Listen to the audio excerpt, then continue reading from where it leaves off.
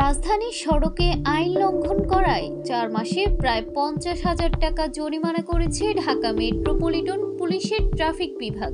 প্রধান উপদেষ্টার প্রতিরক্ষা ও জাতীয় সংহতি উন্নয়ন বিষয়ক বিশেষ সরকারি লেজেনারেল আব্দুল হাফিজের সভাপতিত্বে সোমবার রাতে ঢাকার যানজট এবং ট্রাফিক ব্যবস্থাপনা উন্নয়ন সংক্রান্ত বৈঠকে এ তথ্য জানানো হয়।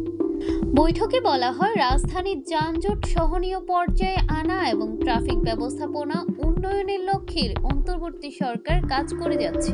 এরই ধারাবাহিকতায় গত ১ সেপ্টেম্বর থেকে ৩১ ডিসেম্বর পর্যন্ত সড়ক আইন লঙ্ঘনের অভিযোগে ১,৩৯,০০০ একটি মামলা এবং ৪৯,৯৮,৫৪,৩৬৫ টাকা জরিমানা করা হয়েছে।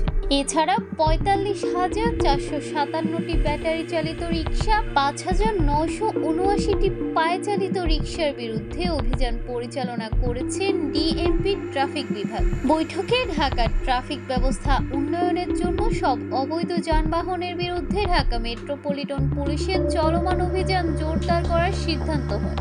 সভায় ঢাকা মেট্রোপলিটন পুলিশের অতিরিক্ত পুলিশ কমিশনার জানান, মাঠ পর্যায়ে ঢাকা মেট্রোপলিটন পুলিশের কার্যকারিতা বাড়ার জন্য ইতোমধ্যে ৪,২০০ জন পুলিশ সদস্য এবং ৬০০ জন ছাত্র প্রতিনিধিকে নিয়োজিত করা হয়েছে।